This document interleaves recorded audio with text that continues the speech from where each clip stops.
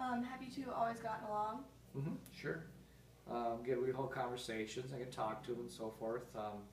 Sometimes during conversations though, when he seemed to be getting, I don't know if there's use the word weird, but different. Maybe he was off his medication, not taking it like he should. He would say weird things, and just you ask him something, it would be just off the wall. Wouldn't make any sense.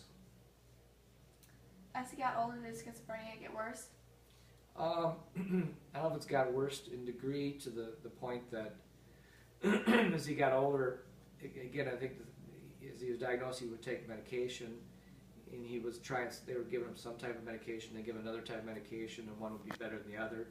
But definitely, when he would be off his medication, he would have serious, I guess you call it relapses and issues where he would just kind of totally not take care of himself at all.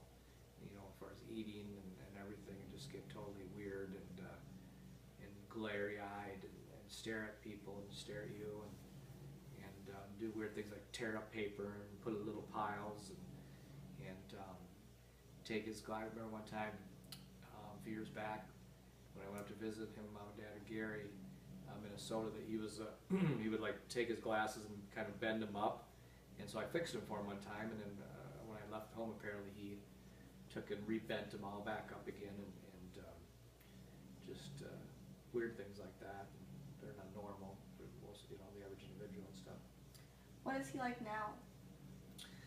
Right now, he's actually, our father passed away on January 16th this year, and again, I'm not a doctor. I don't know, as far as how these things work, but I'm assuming a stressful thing like that in life seemed to, in addition to our mom being in a nursing home, affected him probably very drastically.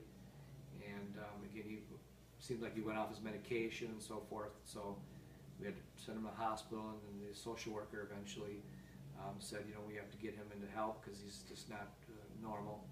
He's off his medication, we think, so they put him in treatment in Fergus Falls for a month, and now he's up in Thief River Falls for another month or so in a group home, and then hopefully he'll be back living on his own again. And the social workers are involved, and they visit him and see him and make sure that everything's okay, because he's on disability and so forth. So thank you for your time. you're very welcome.